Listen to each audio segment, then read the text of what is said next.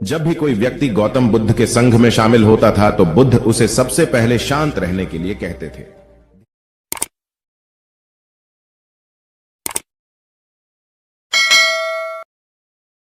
ध्यान की अवस्था में जाने से पहले उस भिक्षु को शांत रहना सिखाया जाता था। आज के दौर में हर तरफ सौरी शोर है। इसकी वजह से दिमाग में तनाव पैदा होना लाजमी है। ऐसे में अगर आप हर रोज कुछ देर मौन रहने का अभ्यास करते हैं तो इससे आपके तनाव पैदा होने वाले हार्मोन के लेवल में कमी आती है। इससे आपका दिमाग शांत होता है, गुस्सा नियंत्रित रहता है और तनाव बढ़ाने वाले हार्मोन्स का लेवल घटता है। आज के इस वीडियो में हम जानेंगे कि किन मौकों पर हमें शांत रहना है और किन मौकों पर हमें बोलना है और शांत रहने से हमारे अंदर क्या बदलाव आ सकता है। दोस्तों, संध्या काल का समय था। गुरु अपने सभी शिष्यों को बुलाते हैं और कहते हैं, कल सुबह सब लोग नदी में स्नान करने के बाद तुरंत हमारी कुटिया के सामने उपस्थित हो जाना। सभी इसी से हैरान रह जाते हैं कि हम लोगों ने कुछ गलती की है क्या, लेकिन गुस्से से यह कहते हैं कि हो सकता है कि गुरुजी कल सुबह कुछ अच्छी बात बताने वाले हैं। सब लोग रात को सही समय पर सो जाते हैं और सुबह उठकर सभी लोग नदी में स्नान करने के बाद वापस गुरुजी के सामने उपस्थित हो जाते हैं। गुरु कहते हैं, आज हम तुम सबको चुप रहने के फायदे के बारे में बताऊंगा। गुरु कहते हैं, 10 मौके जहां पर चुप रहने से होता है लाभ और बोलने से नुकसान। गुरु कहते हैं, अगर आप इन 10 मौकों पर शांत हो गए यानी मौन हो गए तो आप जो चाहेंगे वही मिल जाएगा। आपकी जिंदगी में चमत्कारिक बदलाव शुरू हो जाएंगे। जरूरत से ज्यादा बोलना या चुप रहना दोनों ही अच्छी बात नहीं है। जैसे जरूरत से ज्यादा बारिश हो जाना या फिर धूप दोनों ही दिक्कत देती है, उसी तरह अनावश्यक बोलने से भी काफी नुकसान होता है। गुरु कहते हैं कि पहला ऐसा मौका जहां पर व्यक्ति को चुप रहना चाहिए, बिना तथ्य के ना बोले। गुरु ने कहा, अगर आपके पास कोई तथ्य नहीं है तो वहां चुप रहने में ही भलाई है। चुप बैठने से दिमाग में नई कोशिकाओं का निर्माण होता है और इससे ज्ञान की वृद्धि होती है।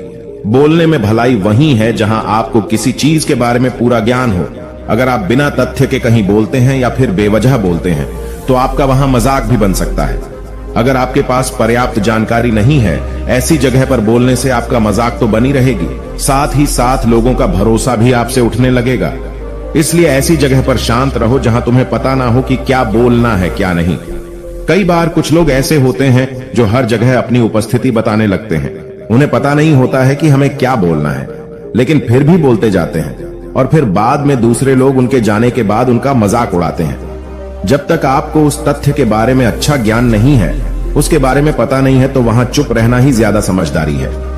गुरु ने कहा, दूसरा ऐसा मौका जहां पर व्यक्ति को चुप रहना चाहिए। शब्दों से न पहुंचे ठेस। अगर आपके शब्द किसी को मानसिक ठेस पहुंचा रहे हैं तो वहां चुप हो जाना चाहिए। कमजोर व्यक्ति के बारे में कुछ भी बोलकर आप महान नहीं बन सकते हैं। महान आप किसी कमजोर का साथ देने में बनेंगे। कई बार होता है कुछ लोग अपने से छोटे व्यक्ति को भला बुरा कहते रहते हैं। सामने वाला इंसान तो कद से आपसे छोटा है, वह आपको कुछ नहीं बोलेगा, लेकिन आप उसकी नजरों में गिरते चले जाएंगे।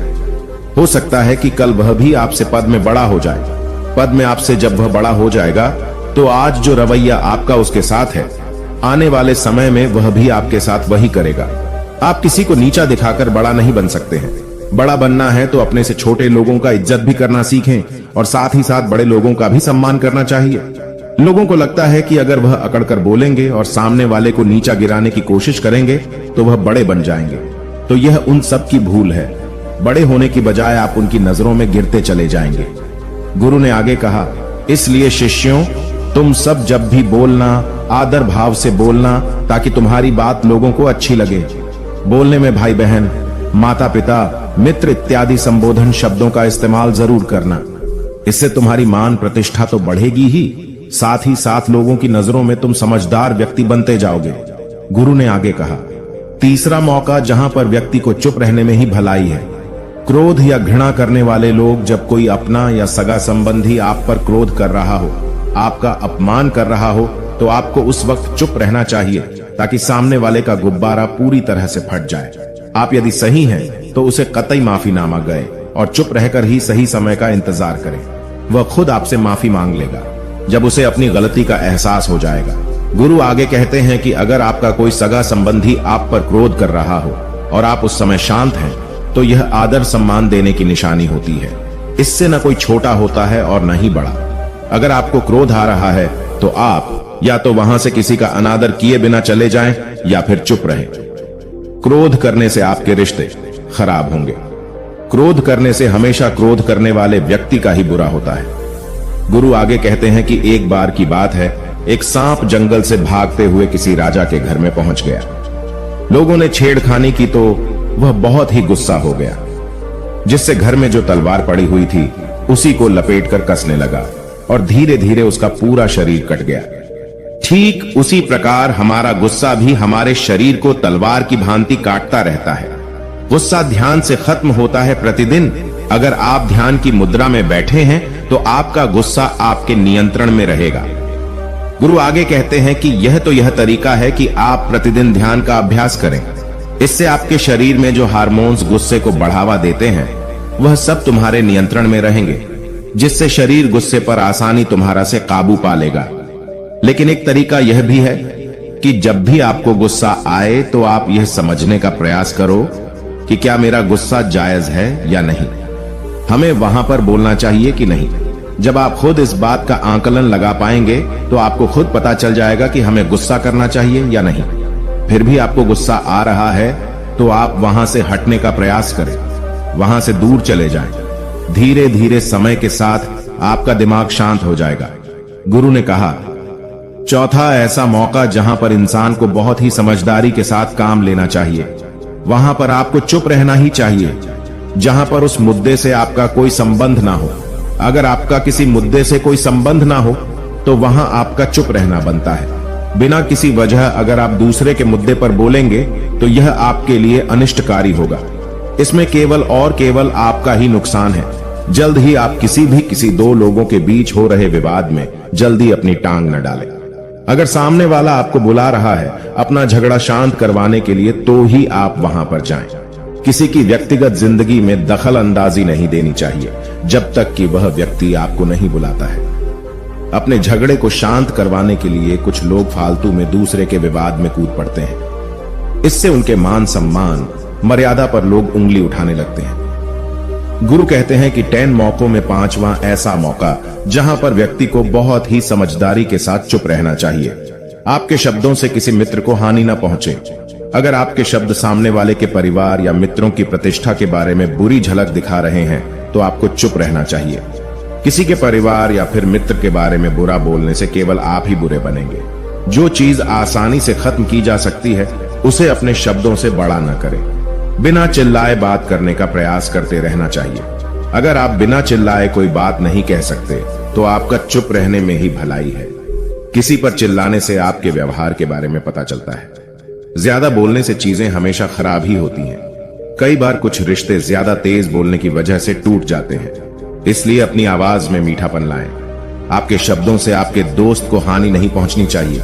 कभी कभी दोस्तों के जब हम मजाक हैं तो रहे कि आपके शब्दों से किसी का अनादर ना हो। मजाक को भी हमेशा शब्दों के मायने में ही रखें। जहां किसी को शब्दों से चोट लगे वहां चुप हो जाएं। ज्यादा बोलने से हमेशा नुकसान ही होता है। किसी और की प्रतिष्ठा को अपने शब्दों के माध्यम से उसे हानि नहीं पहुंचानी चाहिए। यदि आपके शब्दों से किसी और की प्रतिष्ठा को ठेस पहुंच रही है तो वहां आपको चुप हो जाना चाहिए। जब कोई व्यक्ति आपके सामने नहीं है तो आप उस व्यक्ति के बारे में बुरे शब्द किसी तीसरे व्यक्ति के सामने न बोलें। गुरु कहते हैं, छठा मौका जहां पर व्यक्ति को चुप रहना चाहिए, जब कोई कर रहा हो किसी की बुराई। जब कोई आदमी आपके सामने किसी तीसरे आदमी की बुराई कर रहा हो तब तुम्हें चुप रहकर बस सुनना चाहिए। अपनी राय व्यक्त नहीं करना चाहिए, क्योंकि जो आज आपके सामने किसी तीसरे की बुराई कर रहा है वह कल किसी और के सामने आपकी बुराई भी कर सकता है। यदि आपने कुछ कहा है तो नीति शास्त्र के अनुसार जो अपने मुंह को बंद रखता है और बुद्धि से काम करता है वही इंसान समझदार होता है। बिना जरूरत के बोलना, किसी के बारे में किसी के बीच में बोलना यह गलत बात है। कभी कभी हमारे लिए बुद्धिमानी इसी में होती है कि हमें अपना मुंह ऐसी जगह पर नहीं खोलना चाहिए। गुरु आगे कहते हैं कि 10 मौकों में 7वां ऐसा मौका जहां पर व्यक्ति को चुप रहना चाहिए, जब कोई नहीं समझे आपकी भावना। यदि आपको लग रहा है कि कोई व्यक्ति आपकी भावना, दुख या परेशानी को शब्दों में नहीं समझ रहा है, यदि आपको लग रहा है कि सामने वाला व्यक्ति आपकी भावना या दुख को या आपकी जो परेशानी है उसको वह समझ नहीं पा रहा है, या समझने का प्रयास ही नहीं कर रहा है, या वह आपको ध्यान से सुन ही नहीं पा रहा है, तो ऐसे व्यक्ति के सामने आप चुप ही रहें, क्योंकि ऐसे लोगों को आपकी भावना या दुख से कोई मतलब नहीं होता है। ऐसे लोगों को अपना राज बताकर आप पछताएंगे ही बाद में। इसलिए हर किसी को अपने मन की बात नहीं बतानी चाहिए। अगर आपको लग रहा है कि सामने वाला आपकी बात को नहीं समझ पा रहा है, आपकी भावनाओं को नहीं समझ पा रहा है, तो वहां पर आपको नहीं बोलना चाहिए, क्योंकि आज में आपका मजाक ही बन जाएगा जब आपको लगने लगे कि सामने वाला आपकी भावनाओं को ठीक तरीके से समझ रहा है, आप जो कह रहे हैं वह ठीक से सुन रहा है, तभी आप उसे अपनी बात कहें। गुरु कहते हैं कि 8वां मौका जहां पर आपको चुप रहना चाहिए, जब कोई इंसान अपना दुख व्यक्त करे। यदि कोई इंसान अपने दुख या परेशानी को आपको बता रहा है, तो इसका मतलब यह है कि वह आपको अपना समझ रहा है। ऐसे में तुरंत ही उसे समाधान बताने के बजाय चुप रहकर उसके दुख या समस्या को सुने। उसके दुख या समस्या को किसी और को न बताएं। वह इसलिए नहीं बता रहा है कि उसकी समस्याओं का समाधान कर देंगे, बल्कि वह इसलिए भी बता रहा है कि सामने वाला उसकी बात को समझ रहा है। कई बार बताने से दुख कम हो जाते हैं। आपको अपना दुख इसलिए बता रहा होगा कि उसे लग रहा है कि आप उसकी बात को समझ रहे हैं। दुख बांटने से कम हो जाता है। इसलिए जब कोई व्यक्ति अपना दुख आपसे व्यक्त करे, तो आप चुप मारकर उसकी बात को बहुत ही ध्यान से सुने, ताकि उसके दुख कम हो जाएं। उसके मन का बोझ हल्का हो जाए, क्योंकि उसके मन में जो भी बातें थी वह आपको सब बता दिया। गुरु आगे कहते हैं कि 10 जगहों में 9 ही ऐसी जगह जहां पर आपको चुप रहना चाहिए।